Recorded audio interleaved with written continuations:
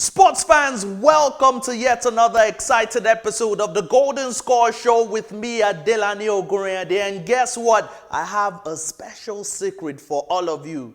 Guess what's going to happen? Well, the Golden Score Show, another amazing episode, is loading right about now. Stay tuned.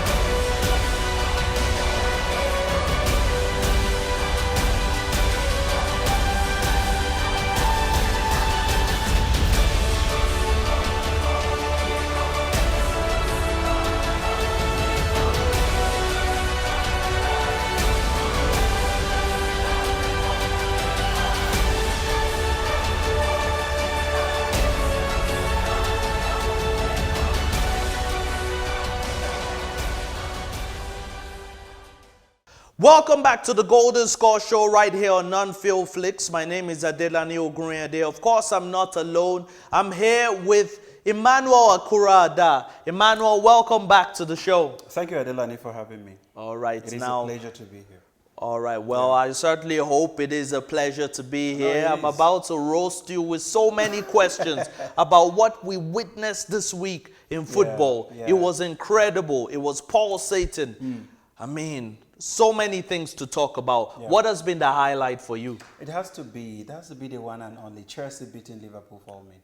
Because, I mean, come on. We're about to get to that game. We're about to get to that. We're about to get to that game. There are a lot of quality performance from the teams. Everton beating West Brom away also. Yes. You have quality teams and performances that we can talk about. Okay, let's talk about the Manchester United game. Manchester United have been struggling recently. All of a sudden, since they went up, they haven't scored a goal in a long time. Their last 3 games ended up 0-0. What is Ole doing wrong?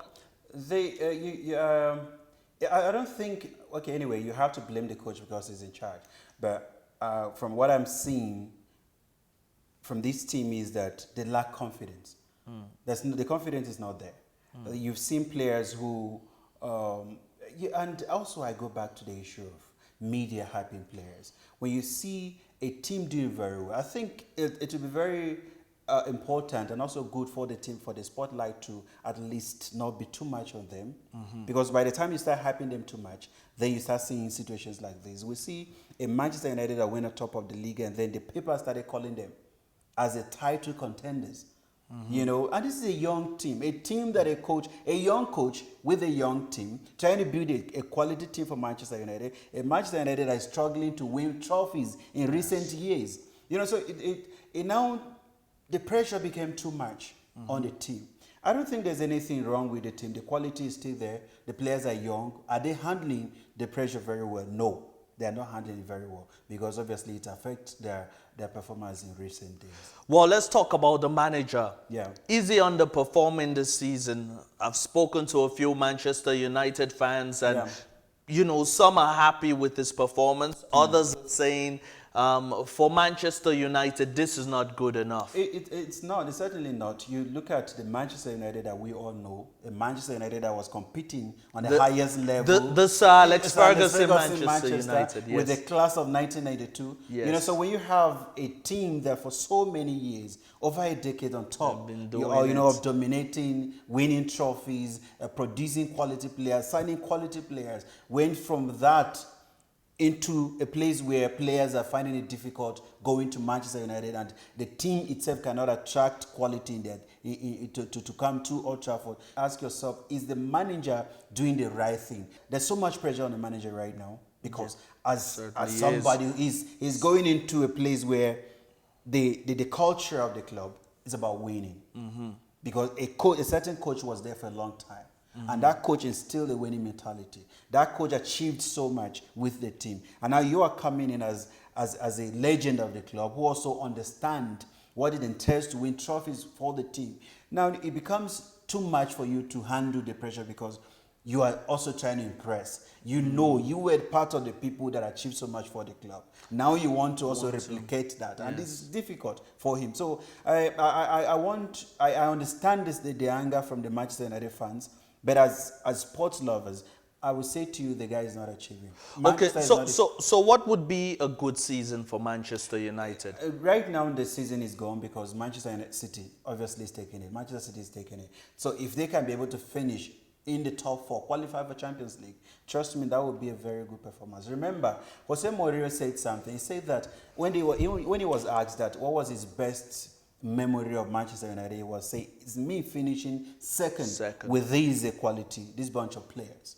Yes. You know, and a lot of people took that lightly. Yes. But it wasn't, because he was trying, in a way he was saying that I did not have what I needed. What I needed at United. Yes. I was able to manage this team to get to second on the But table. mind you, Manchester United are still in the Europa League. They're still in the FA Cup. I mean, the Premier League, we've seen stranger things happen. What do It you is call football. You call it Europa League. Yes. Is that what Manchester United is known for? A Manchester that we know. You understand what I'm saying? They were in the final of Champions League, beaten twice by Barcelona. What in the final they won against Chelsea in 2008. You know, so you have a team that is competing on the highest level, and then went from there to competing in the Europa, playing on the Thursdays. These are very hectic fixtures for a team. Any team will not want to be part of that. So to me, I don't consider that as achievement at all. All right, and guys, yesterday I had the pleasure of watching the Chelsea versus Liverpool game with the man we're speaking to right now, Ada. When Mason Mount scored that goal, you should have seen him. He was jumping on the couch. He was acting out of control. Have you calmed down this morning? I'm calm in a way, but still excited. Still excited about the game about yesterday. the He was really, really happy with the result yesterday. Now, tell me, again, your manager is extending his unbeaten run. Yeah. What did he do right yesterday? The one thing that he did right is that, you know, the previous game against Manchester United, a lot of people say it was a boring draw, you know, that they had. And then you come into a Liverpool at Anfield, where everyone is scared of going, because you know how the atmosphere is. Then going there with so much confidence, and they were in control. They were in control. From day one, they did not go there to draw prevent the game. Liverpool from scoring. Or no, they allow you to play, but they were playing their game. They did not change their game, and I think that is one key part of that game. The plan was go there, let them be scared of you, because they're at home. They have everything to lose. You have nothing to lose, and the players they stick to that plan from the coach. Yes. And you could see how happy. Look, when you want to know a good coach, check his substitutions. His changes will determine if the coach want to win games or not. And if you look at that game, when he was playing, who did he take out? You look at Mason Mount scored a goal, yes, and he was at some point tired of running, and in the process allowing Liverpool to run them. So what do? You bring in a Kovacic who will be able to hold the ball. If you want him to waste the time, he will with the ball. If you want him to hold the ball, that before you get the ball, you must get a free kick. Give him a free kick before you get the ball. He bring that guy in. And we all saw how the shape of the game changed. And you understand, now they started pressing again. Now, so we have to talk about the other side, because if I don't stop him, he can talk about Chelsea till next year. I'm not kidding you guys. Liverpool, this is the first Liverpool side that has lost 5 in a row. In 129 years. At Anfield, the fortress. And Liverpool too, they've been struggling recently. What is going on with Liverpool? It is one thing to win, have a team that has a winning mentality. It is another thing to maintain that winning mentality, right? We've seen it in Premier League with the likes of Jose Mourinho in first season in Chelsea. First, second, he won. We've seen it with Arsene Wenger at Arsenal. We've seen it with Manchester United's Alex Ferguson. These were coaches we've seen it with Pep Guardiola. You know, these are coaches who win. The following season, the zeal will still be there for them to win. We've seen that. It's very difficult. Now, keeping these players together, it's one thing that Klopp has grappled with that for a while now. The stories were emanating from the Liverpool camp that the likes of Salah were not happy because of the treatment from the coach. You know, and now somebody will argue though that with the injuries that affected the Liverpool season. But let's look at it. Since Liverpool made the signing of Thiago Alcantara, the team went from the Liverpool that we press, we play with so much high intensity, to the Liverpool that now starts dominating in the midfield without result. So what is that? So it's Thiago's fault. No. Look, He brought bad luck. I'm analyzing it from my own views, right? Yes. And my views are that he slowed the game. He's a quality player, no doubt. He's a player, if you want him to retain the ball, he is there for you. If you want him to be able to control the midfield and display, which is what he's very good at. But he is not a player who creates chances for you to score goals. He's not a player, if you want to press a game, if you want to look for a goal, he's not a player that you will use. And I observed that. Seems Liverpool is missing Van Dijk. It seems like Van Dijk has messed with the balance of Liverpool. Because if you have Van Dijk in defense and if you have Fabinho in the midfield, Liverpool seems a more balanced side. A more balanced, true. But when Van Dijk went out on injured, Liverpool was still winning games. Yes. I am telling you now, this is where I'm coming with the theory, right? And the strikers, because I would like you to touch on the strikers. The strikers are still there. Mane, Firmino, and Salah. The same people are still there. Struggling to score goals. Why at are the they moment? struggling? Because there's no supply. There's no supply. That's what I'm saying to you. Look, go sit back. Anybody out there who is a football lover, go sit there, watch Liverpool, and watch what I'm talking about. Watch previous games where this guy is not playing. Even when Shaqiri is playing, look at how high they will press the opposition, right? But then when you're talking about Thiago in the midfield, you're talking about a player that will display in the midfield. Look at this guy touch the ball in the midfield more than any other player. Any other player. You understand what I'm saying? But then the supply is not going. Yes. You need a creative midfielder who open the defense for you. Right. Who see the move from Mane, drop it. Who see the move from Salah, drop it. Who see where Firmino is going, drop it. But then when the supply is not going, then you see the players become when they get to the final third, they become useless. Well, Liverpool fans watching right now, we would understand if you just want to turn the volume low for 2 seconds while Akura analyzes the game. But you have to turn it back again just in a few seconds time, because the non-Phil Flicks show right here, the Golden Score Show, it gets only better. Stay tuned.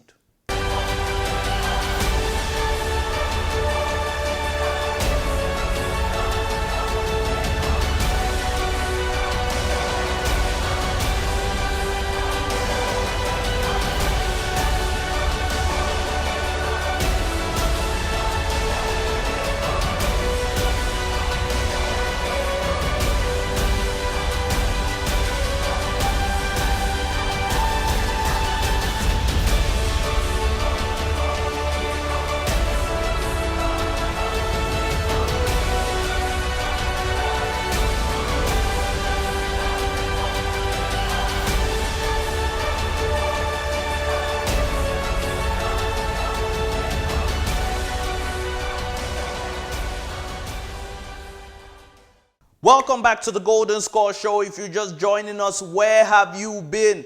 Emmanuel Akurada has been talking about Manchester United. Well, spoke a little bit about Man City, spoke about the Chelsea and the Liverpool game, and I was with him yesterday watching the game.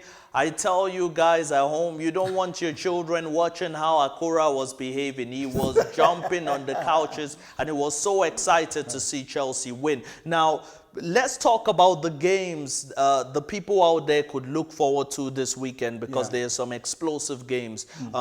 We're going to see Chelsea versus Burnley, or Arsenal rather versus Burnley, and Chelsea versus Everton. And we're going to see Manchester United versus Manchester City. Now let's talk about those games. Like, which one of those games for you excites you the most? At the moment, I'm looking forward to watching Chelsea.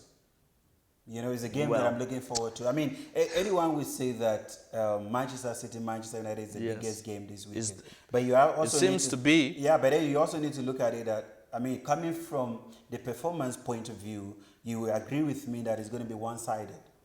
You believe so? No, I'm saying coming from the performance. Yes, yes. Let's say. I mean, it's a derby. You understand? Anything can happen. It is a derby, but then who is playing more? Who is scoring goals? You just gave me the start of Manchester United struggling to score goals. Yes. But then you have a Manchester City that anybody and everybody is scoring. So for you, that's an easy Manchester City It's victory. going to be difficult. That might not be the case, but I'm just saying, when you judge it based on the performance, the recent performances of these two teams, you agree with me that we'll give it to Manchester City. But then when you come to Chelsea and Everton, it's a game where you see Everton are in form.